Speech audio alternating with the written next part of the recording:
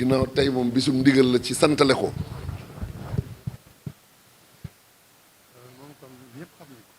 loolu moom kon ñun ñëpp xam nañ ko.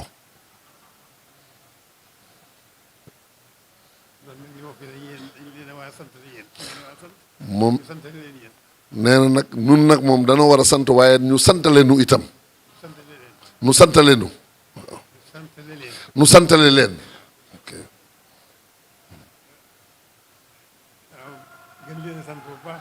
nee na gën leen a sant bu baax. ndax lii ngeen am tawféex rekk la. kenn mënu ko wutal sa bopp. yàlla nay dolli ko di wéy nag. suñ borom musal leen ci pàkk yépp.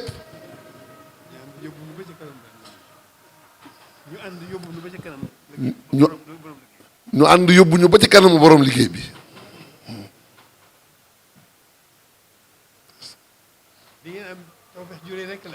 li ngeen am tawféex ju réy rekk la. waaye ñun murit yëpp nii la ñu war a doxee. nii la ñu waroon a doxee. waaye yàlla nag mooy def. jaam bu ne mooy xam fa mu koy féetale. yéen nag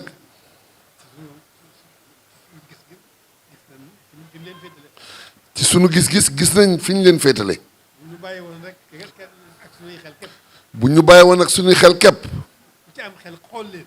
ku ci am xel xool leen. day fëx dugg ci seen biir. waaye nag yàllaay def. moom ci coobareem lay def. moom rekk a xam. kenn ku ne. sakk na la am fu mu la jëmee. dafa am ñoo xam ne nag dañu am tawféex. tawféex yi dañu wuute te ëppaate. jullit bu ne am na tawféex. sunu borom génne na ko ci kéefër. loolu doy na xéwal.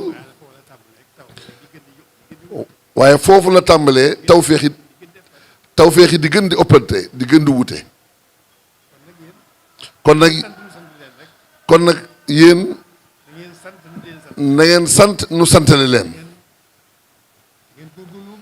te ngeen góorgóorlu bu baax. ndax pàkk yi dañoo bari lool. waaye yàlla nañu ci yàlla musal. nan góorgóorlu bu baax rek. sax ci sant. sax ci soññ suñu bopp. nooy gu ñu nooyi wala seconde. nañ sax dàkk ci sant. di soññ suñu bopp waxtu wu nekk. pakki biir ak biti yi dafa bari lool. yàlla nañ ci yàlla musal. te sëriñ bi jàppal nu boppam ci loxoom. wammatal nu boppam. mën nañ cee rafet njort mën nañ cee rafet njort bu baax. ndax tawfeex ji ñu am ba suñu borom boole ñoo moom daa rafetal suñu njort. war naa rafetal suñu njort. war naa dalal suñu xel.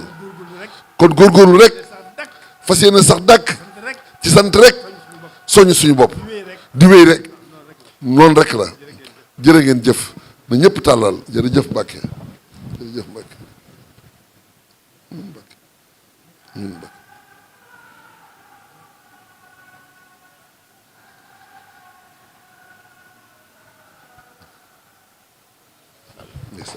bismillah